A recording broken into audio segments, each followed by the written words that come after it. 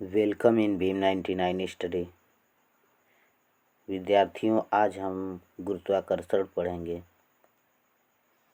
चलिए वीडियो को स्टार्ट करते हैं। और इससे पहले आप चैनल पर नए हैं तो चैनल को सब्सक्राइब कर लें तथा वीडियो को अपने दोस्तों के साथ शेयर कर दें।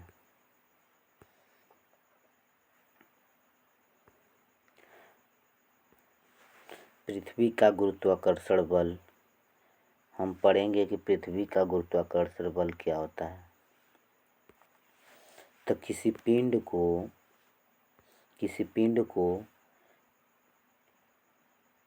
कोई दूसरा पिंड अपनी तरफ जिस बल से खींचता है उसे गुरुत्वाकर्षण बल कहते हैं। अर्थात किसी पिंड को पृथ्वी अपनी तरफ, ये पृथ्वी है और अगर कोई वस्तु इधर है तो इस वस्तु को पृथ्वी अपने तरफ जिस बल से खींचती है उस बल को गुरुत्वाकर्षण बल कहते हैं। या एक पत्थर को ऊपर फेंका जाए तो इस पत्थर को पृथ्वी जिस बल से अपने तरफ खींचती है इस पत्थर को, तो इसे गुरुत्वाकर्षण बल कहते हैं।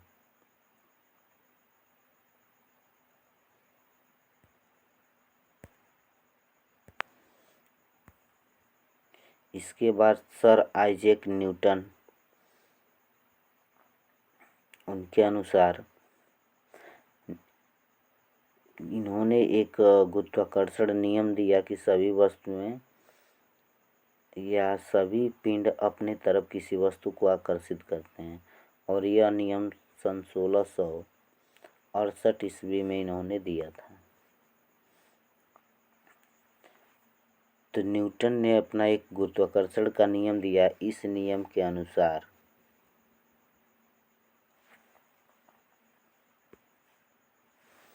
न्यूटन को गुरुत्वाकर्षण के नियम के अनुसार दो पिंडों के बीच गुरुत्वाकर्षण बल उनके द्रव्यमानों के गुणनफल के अनुक्रमानुपाती और उनके बीच की दूरी के वर्ग के व्युत्क्रमानुपाती होता है।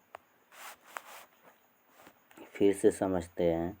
न्यूटन के गुरुत्वाकर्षण नियम के अनुसार दो पिंडों के बीच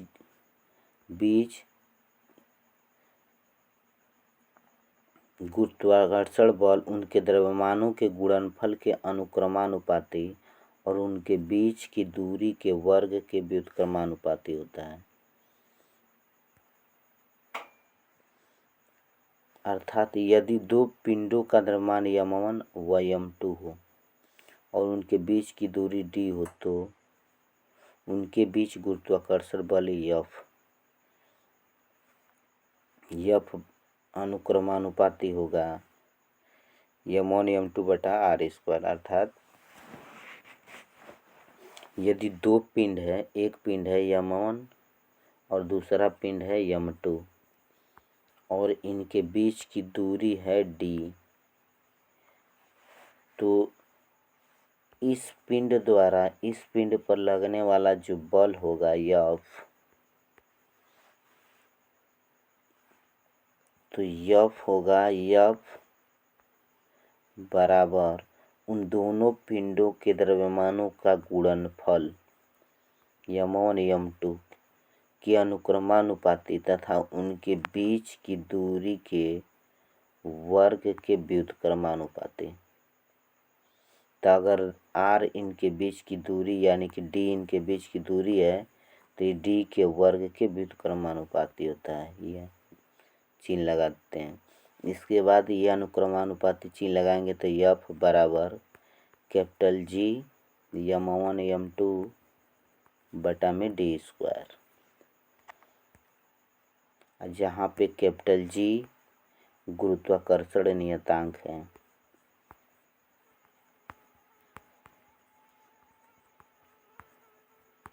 जहाँ कैपिटल G गुरुत्वाकर्षण नियतांक है, इसका मान कैपिटल G का मान होता है 6.67 गुणित 10⁻11 किलोग्राम मीटर किलोग्राम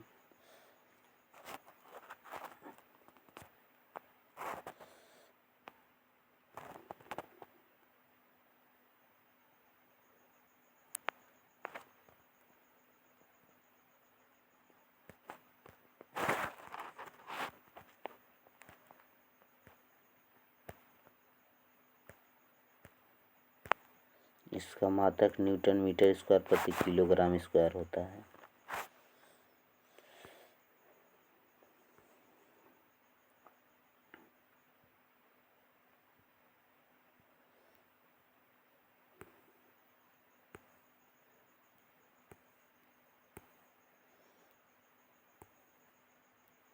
गुरुत्वाकर्षण बल F,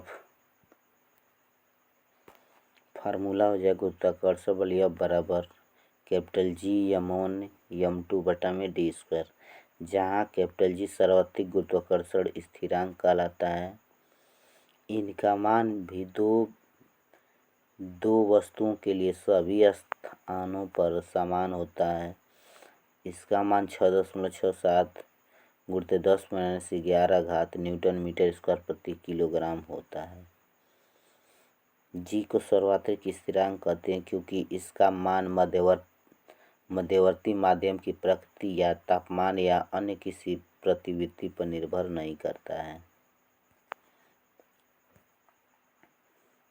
न्यूटन के गति के तीसरे नियम और गुरुत्वाकर्षण के नियम में संबंध।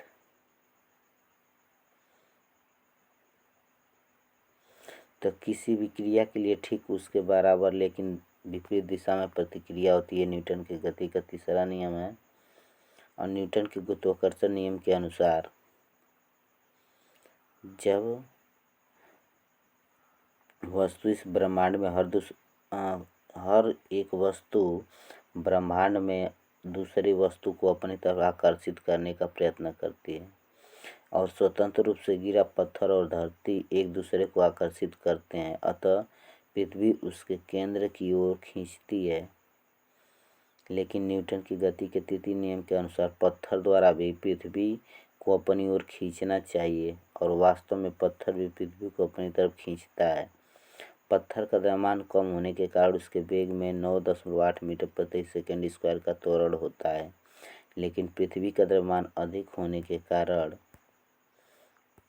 उसका त्वरण 1.6 गुणित 10⁻24 मीटर प्रति सेकंड स्क्वायर, जो इतना कम होता है कि अनुभव ही नहीं होता है। अर्थात पृथ्वी वस्तु को खींच लेती है और वस्तु पृथ्वी को नहीं खींच पाती है क्योंकि इस वस्तु का द्रव्यमान कम है और पृथ्वी का द्रव्यमान ज़्यादा है।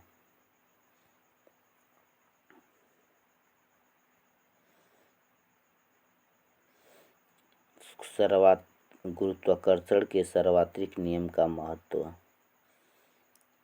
तो हम पृथ्वी से बंधे रहने वाला बल हमें पृथ्वी से बांधे रहने वाला बल होता है गुरुत्वाकर्षण बल। पृथ्वी की चारों ओर चंद्रमा की गति गुरुत्वाकर्षण बल के कारण होती है। सूर्य के चारों ओर ग्रहों की गति चंद्रमा और सूर्य के कारण ज्वार भाटा। आगे पढ़ेंगे हम लोग मुक्त पतन।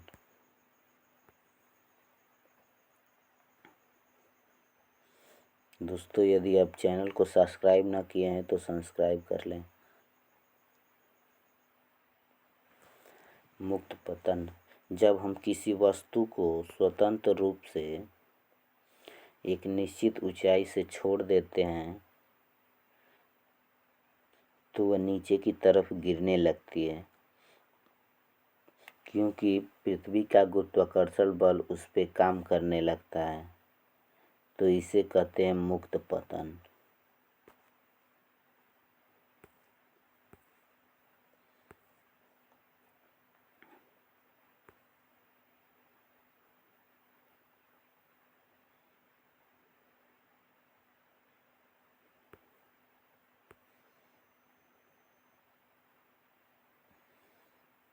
गुरुत्वीय त्वरण स्मॉल जी तथा कैपिटल जी में संबंध पढ़ेंगे।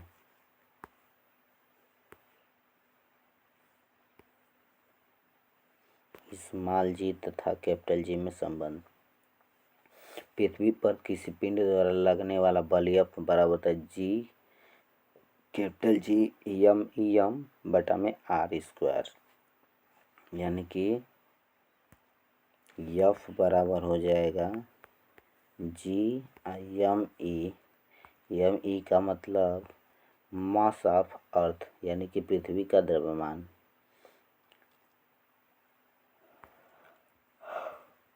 और ये यम वस्तु का द्रव्यमान है।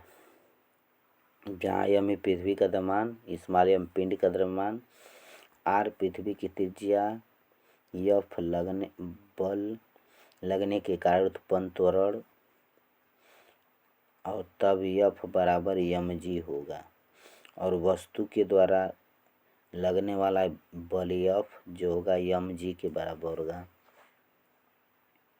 ये समीकरण नंबर 2 कर लेते हैं, यफ बराबर यम जी। और इस यफ बराबर यम जी को यफ की जगह रख देंगे तो ये हो जाएगा यम जी, यफ की जगह रख देंगे तो यम जी, और यम से इस यम से ये यम कट जाएगा तो बचा क्या, जी बराबर कैपिटल जी यम ई बटा में आर का स्क्वायर, और यही है स्मॉल जी तथा कैपिटल जी में संबंध।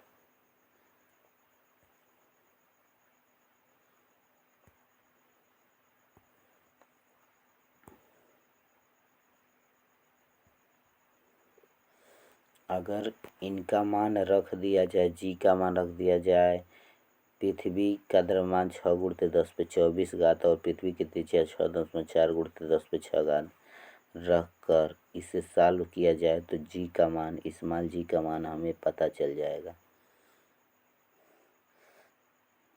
ये कैपिटल जी का मान, पृथ्वी का द्रव्यमान और त्रिज्या का वर्ग कर दें तो इसे सॉल्व करने के बाद 9.8 मीटर प्रति सेकंड स्क्वायर आता है।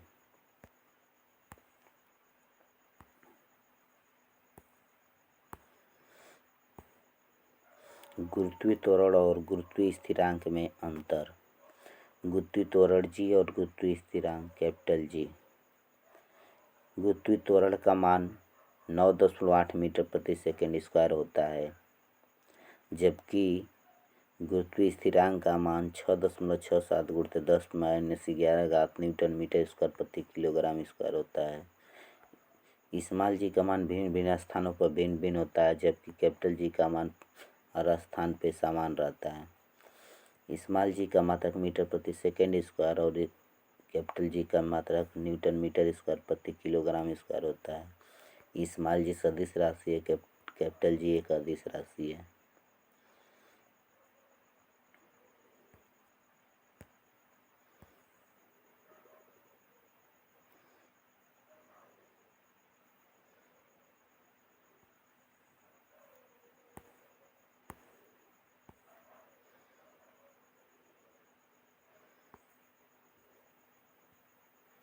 जब किसी वस्तु को नीचे से ऊपर की ओर फेंकते हैं तो गति का समीकरण निम्नलिखित प्रकार से होता है, और एक ही जगह जी रखते हैं, त्वरण एक ही जगह जी रखते हैं। जैसे v बराबर u प्लस at होता है तो वहाँ पे एक ही जगह जी लगाने से v बराबर u प्लस gt। इसी तरह 30 सेकंड पश्चात चली गई दूरी h यानी कि यश बराबर ut plus half at square होता है, तो यहाँ हो जाएगा h बराबर ut plus half at square, चली गई दूरी h ऊंचाई, और v स्क्वायर बराबर e स्क्वायर प्लस 2gh। गति के समीकरण में जहाँ a है वहाँ पे g रख देते हैं। दोस्तों, यदि यह वीडियो आपको पसंद आया है तो इसे लाइक कर लें तथा चैनल को सब्सक्राइब कर लें और इस वीडियो को अपने दोस्तों के साथ शेयर कर दें। धन्यवाद।